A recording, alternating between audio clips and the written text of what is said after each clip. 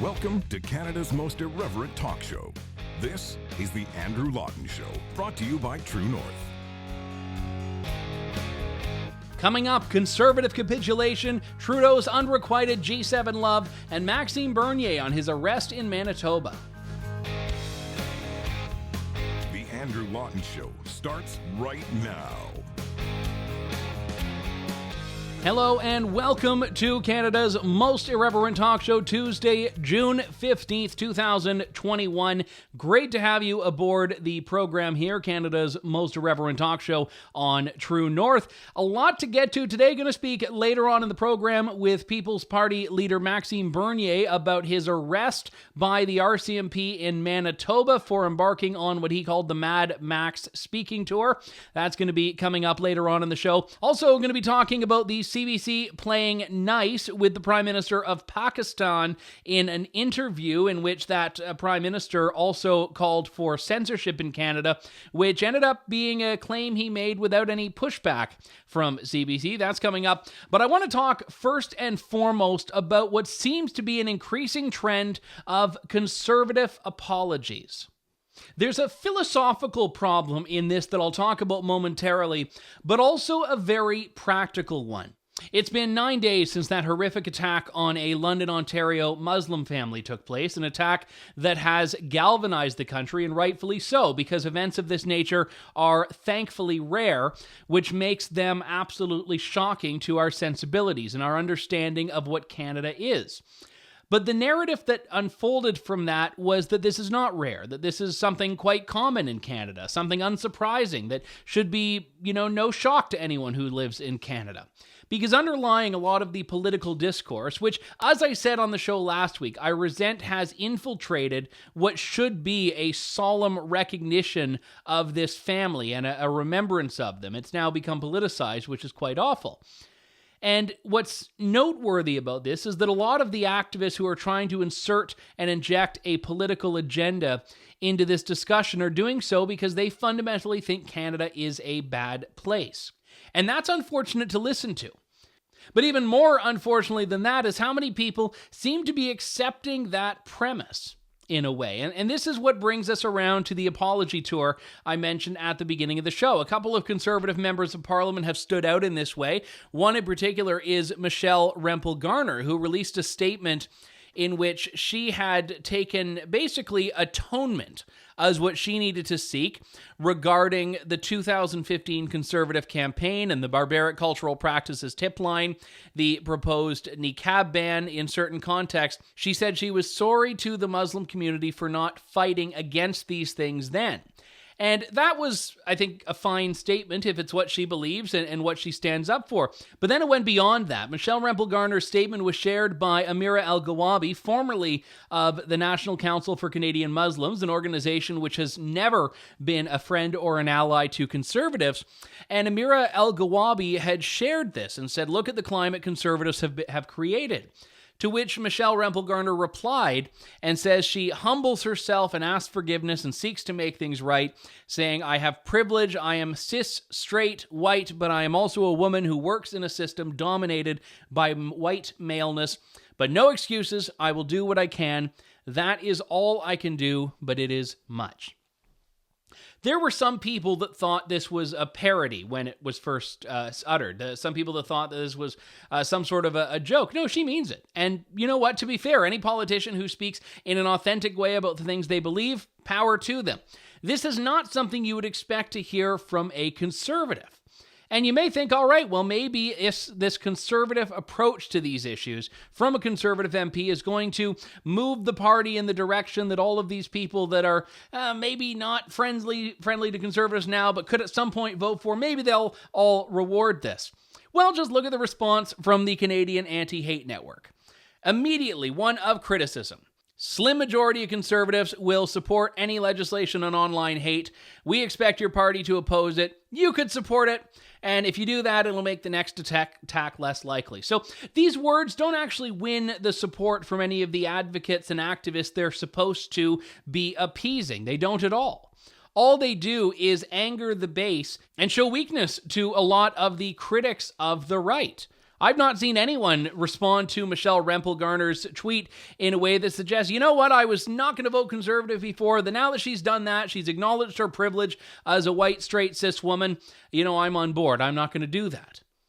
So if, and again, this is where I have to speak kind of out of both sides of my mouth here, because if it's authentic and it's who she is and it's what she believes, power to her. If it's done because people think this is the way you make friends and win support, it's not going to work. Another example is Tim Uppal, longtime a former Conservative member of Parliament who left and is now back. Tim Uppal, great guy. I've interviewed him a number of times. He put out a statement taking aim at a lot of those very same things that Michelle Rempel-Garner spoke about and says he regrets not being a stronger voice and taking aim at the divisiveness of Harper-era policies. Now remember, a lot of these MPs that may be speaking out about this era of Canadian politics now owe their entire political careers to that era, to that party, and to Stephen Harper. So for them to start disavowing that as a divisive chapter in Canadian politics, well, they weren't just a part of it, it created their political career. They were inextricably linked with that party in that time. And it is awfully convenient that a lot of them only seem to be raising alarms about it now that they think the media and the political climate has moved in a different direction. And there's a lot of opportunism when you see what seem on the surface as though they are very feigned or contrived apologies that capture a political climate that exists now rather than any genuine reckoning, by and large. Now, I don't know if these are MPs that are going rogue. I don't know if Aaron O'Toole's office or the Conservative campaign is behind this in a way. If so, it is a strategy that is not going to yield anything in the way of dividends. As I said earlier, it angers the base and it lets the Liberals and the NDP and the media smell blood so that they can pounce, because all of a sudden they can point to the record anyway and point to your recantment of it and say, well, you know what, if these people are going to pursue these policies and then apologize for them, they can't be trusted. There's no winning. There's no coming out ahead when you do this. Which brings us to the philosophical objection to this. If you are speaking from your heart, an apology is completely fine, and I would say it is encouraged. If you are not, it is not going to do anything at all. And what Conservatives would do well to realize here is that a lot of the climate that they think is there, that they must play the rules of the game by and all of that stuff, is not all that authentic. It's not all that genuine. And the reason I say that is because there's this growing disconnect between ordinary citizens and the media, ordinary citizens and the political elite, what actual people think and what we're being told actual people think. And I mean, just a few weeks ago, I spoke about transgender athletes in sports. Probably one of the greatest examples of this. If you were to poll, 100 people, 95% of them would think this is insane. Why should, some transgender athlete be able to outcompete just by virtue of their biological sex? But if you were to talk to the political elites, the elites at a lot of the sporting associations, they would call you a bigot for raising that very question. The same goes for a lot of things here. If you were to say to any Canadian, whether they were born here, whether they immigrated here, whether they're a visible minority or not, and you were to ask them, is Canada a hateful place? They would say no. That's why they live in this country. And a lot of those policies, like the Barbaric Cultural Practices tip line, may not have been politically saleable, but a lot of these things were being driven by concerns from immigrant communities who didn't like people importing the very things that they fled in their home countries. That was where a lot of the support for this came from. And you can talk about this with Jason Kenney, who was a longtime immigration minister in Canada, other Conservative MPs. A lot of the support they were getting from people were actually from immigrants themselves who didn't like or were concerned that Canada would become the type of place that they left to move to Canada. And we have Canada Day upon us, and a group of activists, again, are trying to cancel Canada Day. In Victoria, BC, they've succeeded. They've succeeded in scrapping the official ceremony because apparently it would not be conducive to reconciliation to celebrate Canada. And the question to anyone I would ask, if they want to cancel Canada Day, is what is it that draws you to Canada then? If you do not think this country is worth celebrating, why are you here? And this is not, by the way, a dog whistle, as they say. I'm asking that of people who are born here. If you think Canada is such a terrible place with a terrible history, point on a map to your model society. Point on a map to your model country and go there. I bet they would love to have you. And if you are someone who wants to move to Canada from another part of the world, as Canada is so often referred to as one of the most welcoming places in the world, the question stands. What is it that draws you to Canada if you are uncomfortable with the Canadian approach to diversity and race? I mean, if we are a country that has a prime minister that stands up at every waking moment and says diversity is our strength, what more are you going to get? What more are you going to get? And this is a legitimate question that I've never heard the left actually provide a reasonable answer for. But we are now living in an era where to stand up and say Canada is not a racist country is in some way an act of racism. If you look at the way people have been maligned to say that, the way last summer claiming Canada is a systemically racist country became the magic words that a politician had to say, liberal, conservative, doesn't matter, to get the media off their backs. And so many conservative politicians went down that road and accepted that premise, and now are finding themselves in the same vein, still being criticized. Aaron O'Toole, for example, did everything the media wanted him to do. He came out, he spoke at the vigil for that Muslim family who was slain by a killer, by the way, who has now been charged with a terrorism-related charge, which is very important, and this is as police go forward with their investigation. Aaron O'Toole did that. And what was the media coverage? Just look in the Toronto Star, focusing on, well, he says he cares about all these things now, but remember, he voted against M103 a few years back, so I don't know about that Aaron O'Toole guy. It's never going to be enough. It is never going to be enough, so if you're doing it just to appease the mob, don't even bother, because it's not going to work. This summer, the Conservatives have, alongside every party in Parliament, agreed to host an Islamophobia summit. Now, I don't know what this summit is going to look like. If it's about just diagnosing things that are happening in society the same way they're doing for the anti-Semitism summit, have at it. But I fear the response is going to be very predictable, because the government has already determined it wants to legislate against what it calls online hate. And when you say to grieving citizens in the Muslim community and the Canadian community at large, when you say to a grieving family, we're going after online hate, it sounds nice. It sounds like the kind of thing that's going to make a difference. Most people don't realize, well, hang on, hate speech is already illegal in Canada, so what other speech are you going to go after? And invariably, discussions about banning online hate speech will result in a lower threshold for hate speech than the one that exists now, which means you're talking about online censorship. That's what we are moving towards. And this brings us to an interview that took place on CBC's Rosemary Barton Live, an interview in which she spoke with the Prime Minister of Pakistan, Imran Khan. And they spoke about a number of things. He expressed his condolences and very quickly pivoted to what he believes is a growing problem in the West, which is Islamophobia. He didn't offer a solution per se, but Rosie Barton offered him one. Take a look at this exchange. It appears it was one person radicalized in some way on his own who did this. What is it that government should be doing, for instance, to shut down online hate toward Muslims? I think there should be a very strict action against this, because you see these hate websites, which again, as I said, would divide humanity by creating hatred, ignorant about the other human community, and you target them and this hate material, and especially with the growing social media. And social media is a completely, the world is just coming to grips with it because it's a new phenomenon. And unfortunately, I mean, while there's so many benefits of social media, it's changing the whole world.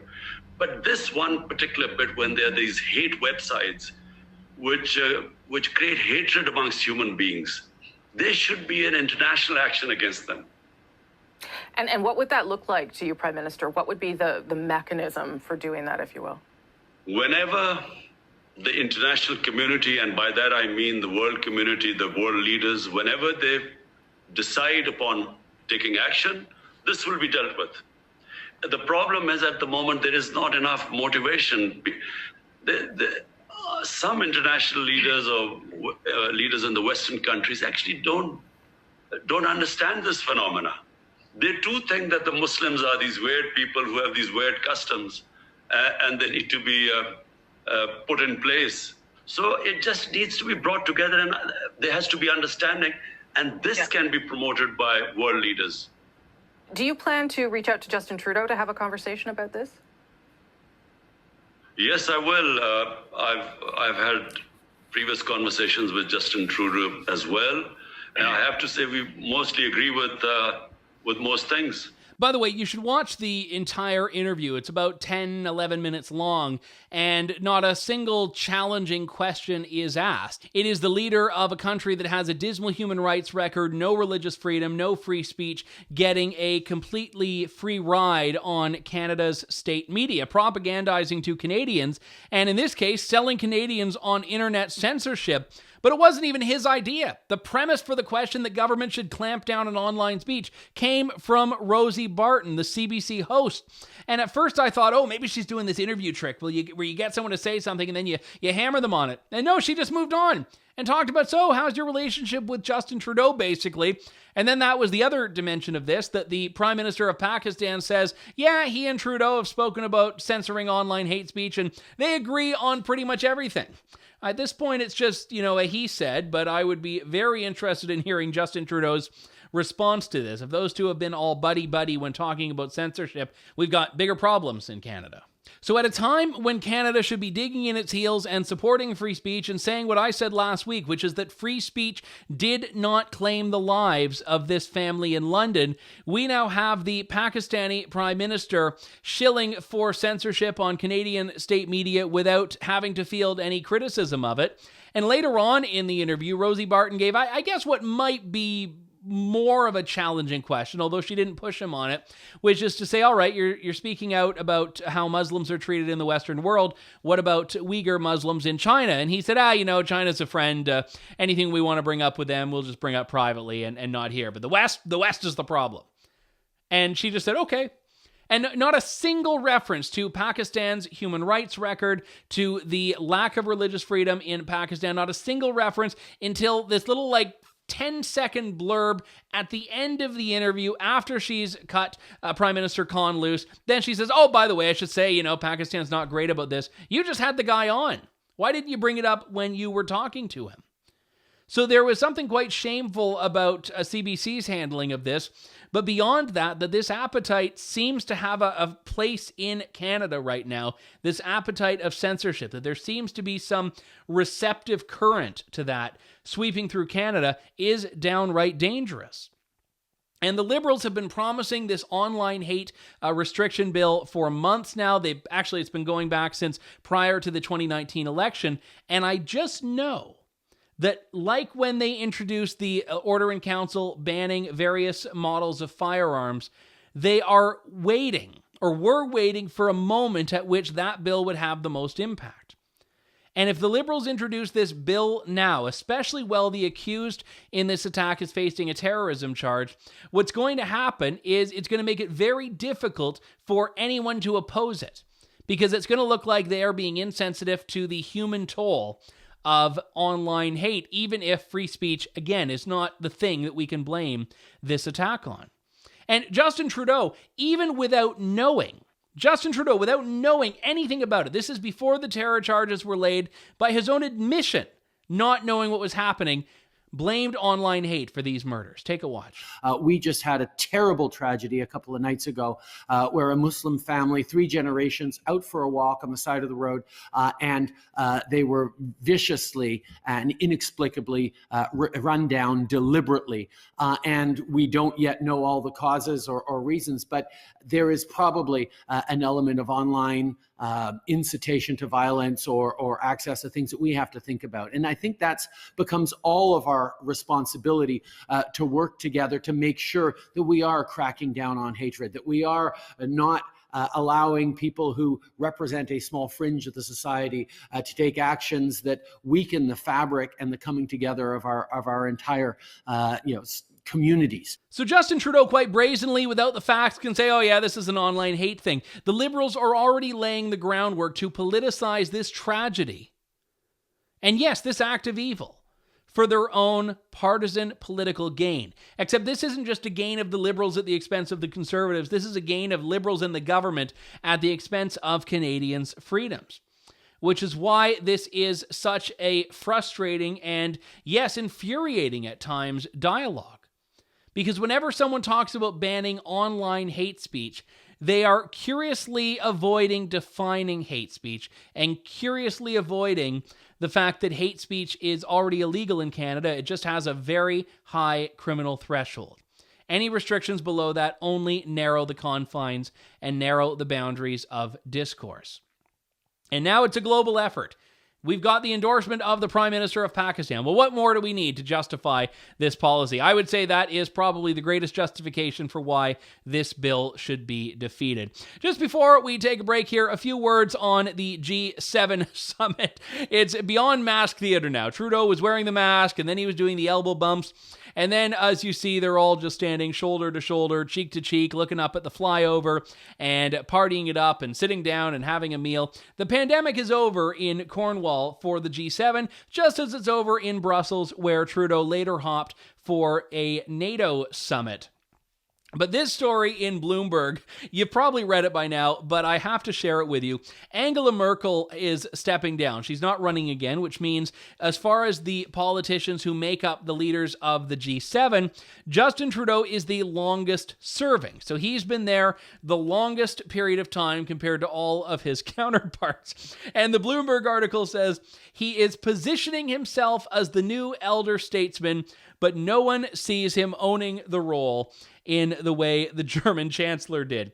They say even if Joe Biden's new to the presidency, he's got lots of experience. Macron has aggressively positioned himself as Angela Merkel's heir in Europe. The Italian Prime Minister Mario Draghi has years of running the European Central Bank, and he tends to make an impact and make a big noise whenever he speaks up. And then it says, in the company of such heavyweights, the leader of the smallest G7 economy cuts a marginal figure in spite of efforts to be the new dean, as he became known among the Canadian delegation at this weekend's summit. So it sounds like the Canadians have been trying to pump up this idea of Justin Trudeau being the leader of the G7, but no one else is paying attention and no one else cares. And if you want more evidence of that, take a look at this. Canadian officials say the 49-year-old Prime Minister genuinely believes he can help the UK and the European Union find a solution to their trade dispute. No one has taken him up on the offer, it seems, even as Brexit tensions boil over on the last day of summitry. So Canada is desperately trying to carve out a niche, and it's this middle power delusion I've talked about in the past, where Canada thinks that it has a much greater impact on the world stage than it truly has. And Justin Trudeau is the embodiment of that, whether it was the United Nations Security Council seat or now trying to position himself as the Dean of the G7, a role that no one asked him to fill and no one wants him to fill. And his longevity as Canadian Prime Minister, for now anyway, doesn't seem to be convincing when you're going toe-to-toe with the US President and the British Prime Minister and the French President and all these other people who are, whatever I may disagree with them on, more heavyweights than Justin Trudeau is, certainly when it comes to global politics. All right, we've got to take a break. When we come back, more of the Andrew Lawton Show here on True North. Stay tuned. You're tuned in to the Andrew Lawton Show.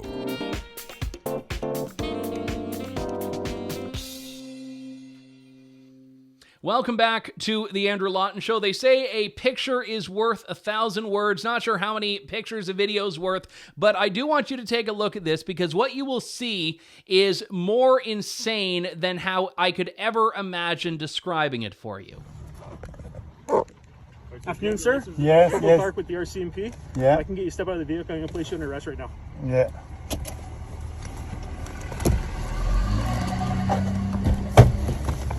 Right now, you're under arrest under the provincial health orders. Okay, so if you can just put your hands behind your back, face towards the vehicle. Okay, give me one hand here. I'll just use the vehicle, okay? Yep. The other hand. you have any weapons or anything on you, sir? Weapon? No, no weapon. Only Anything on you that's only gonna my hurt words. me or anything like that? Sorry? Anything on you that's going to hurt me or anything like that? No, no, anything will hurt you. Only my words, only my philosophy, only what I believe in. Okay. All right, come on over this way. I'll explain a few things to you here right away.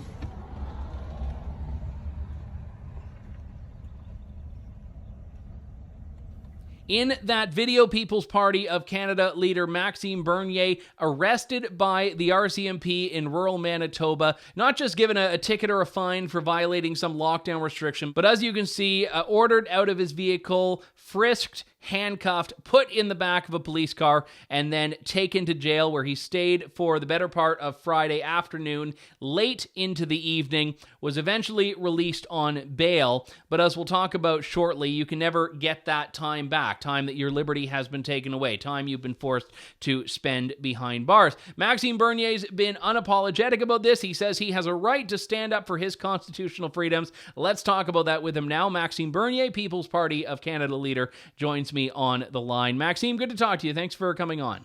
Thank you, Andrew. Now, you're back home now, so they didn't detain you for too long, correct?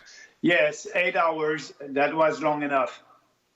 And one thing that people would have seen there and heard there in the video that I thought was very clever and very important, which was that they asked you when they're doing the arrest if you had any weapons, and you said, "Only my words." Explain that. Yeah, first of all, because it's not about COVID anymore. It's about political repression.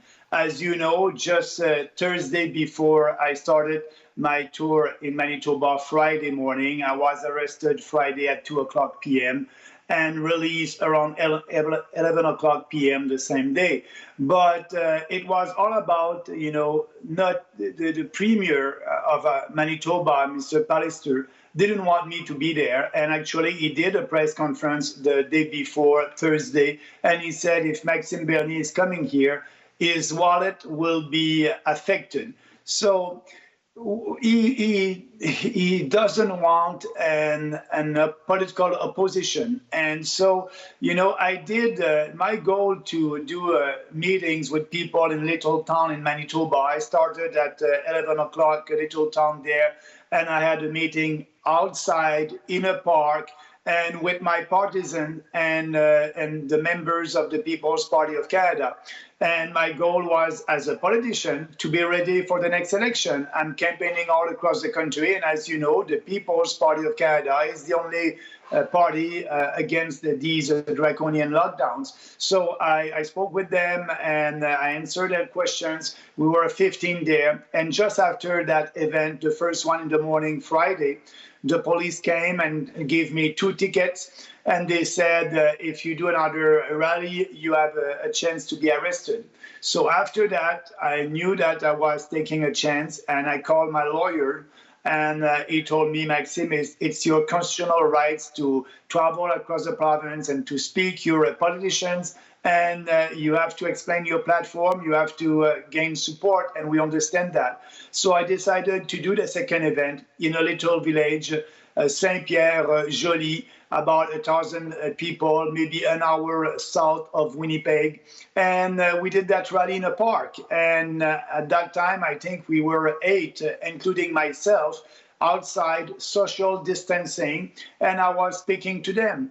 And actually, the COVID-19 health orders in Manitoba, they're not allowing a meeting outside more than 5 persons.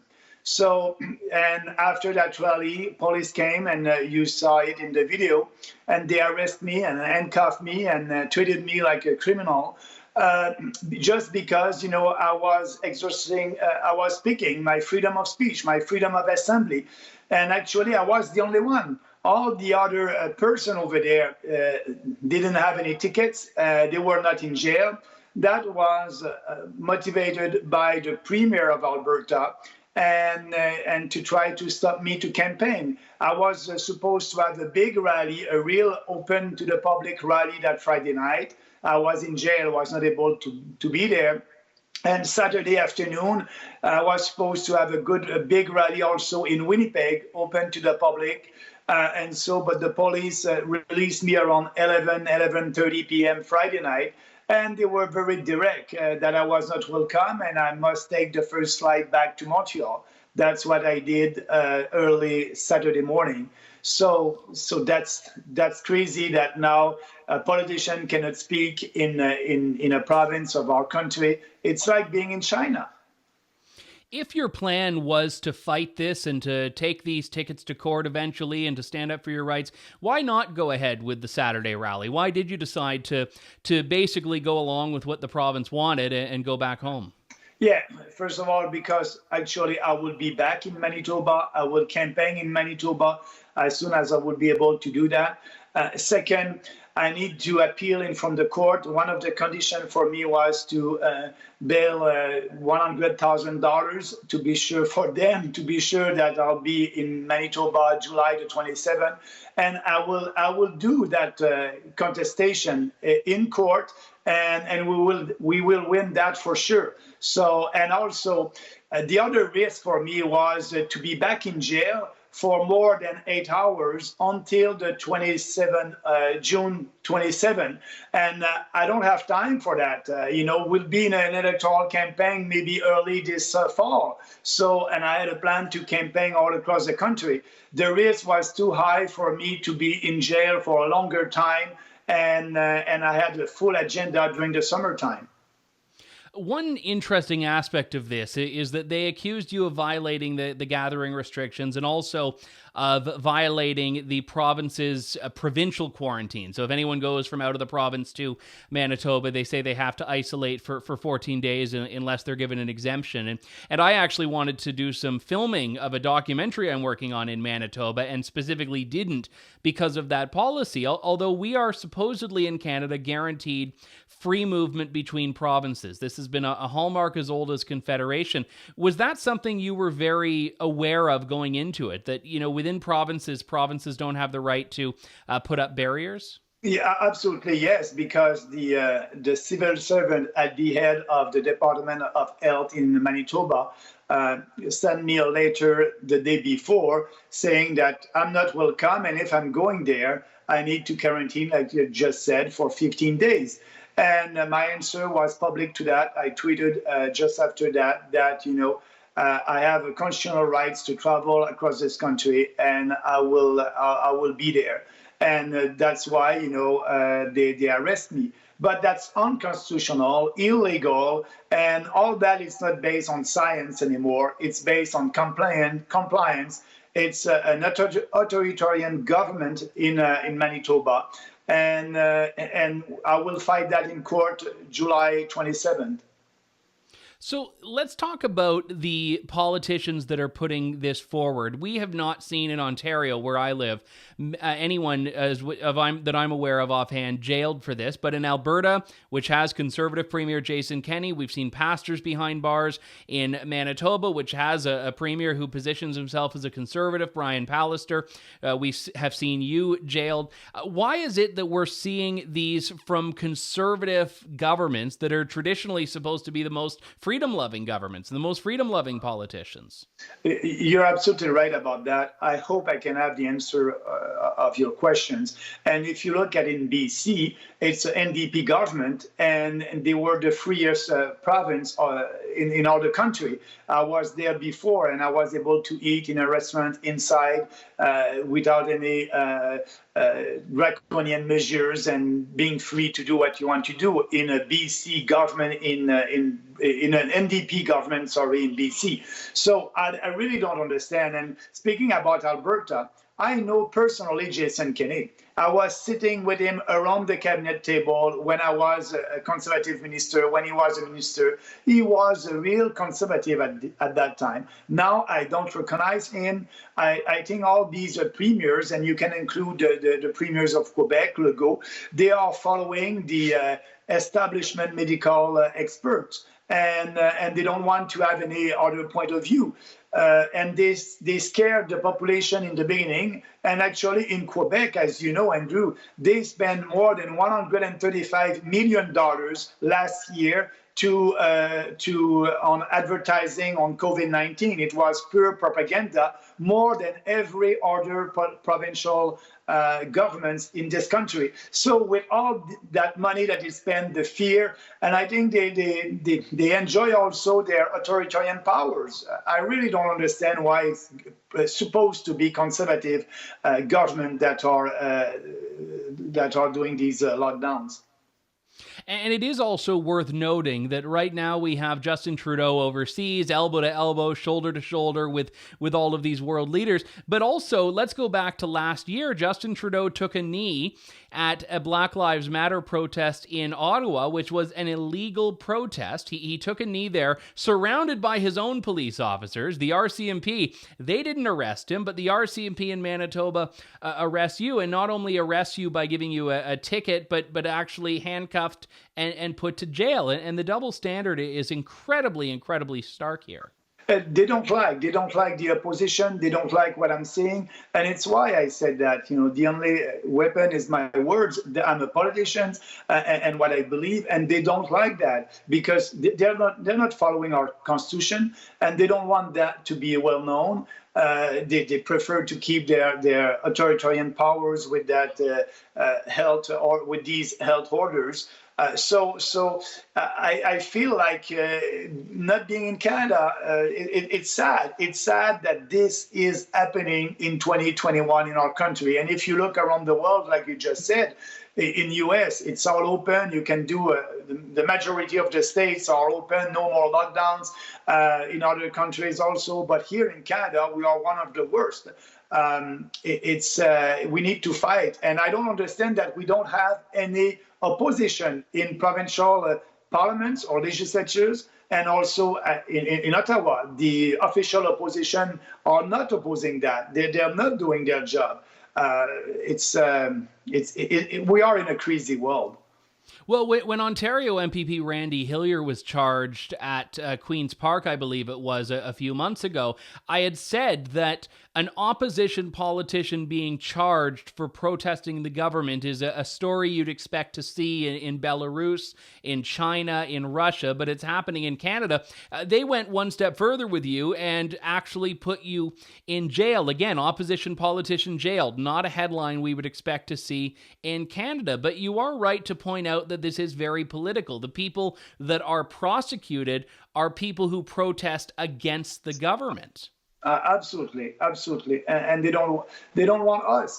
We are dissident, and they don't want any dissident, and they will have to deal with it. And I'll be back in Manitoba. I'll be back on the road this week. It's too important. It's not about Maxime Bernier. It's not about the People's Party of Canada. It's about our ideas, our values, our freedom.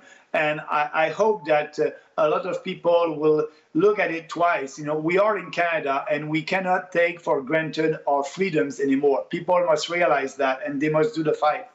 And I will certainly cover that when you are back in court. So thanks for coming on, Maxime Bernier, leader of the People's Party of Canada. Always a pleasure, Max. Thank you, Andrew. Have a nice day. That was Maxime Bernier. And I will say, I know I've made this observation before, when you get a ticket or a fine, I think it's an overreach in a lot of these lockdown-related offenses, but you can fight that in court. You're not out any money for the fine unless you lose. When you are put behind bars, when you are jailed, whether it's for 8 years or for 8 days or for 8 hours, that is a point of your life, a period of your life you can never reclaim. That is liberty that has been taken away from you. And these things are very important because you can never undo that, no matter how small a chunk, relatively speaking, it might have been. So when Maxime Bernier, whatever you think of him, whatever you think of his party, when he's put in jail for attending a rally of, what did he say, 8 people. We're not talking about a super spreader event here like some other possibilities. When he's arrested and put in jail for 8 people at a rally, that is a level of confiscating liberty that is incredible for a country that relishes freedom as Canada supposes to. Absolutely shameful. We've got to leave things there. There won't be another episode of The Andrew Lawton Show from me this week. I'm working on a special project, so I have to hunker down and focus on that, but you'll get more from that and about that in the coming days and weeks. But my thanks to you all. This is The Andrew Lawton Show, Canada's most irreverent talk show here on True North. Thank you, God bless, and good day. Thanks for listening to The Andrew Lawton Show. Support the program by donating to True North at www.tnc.news.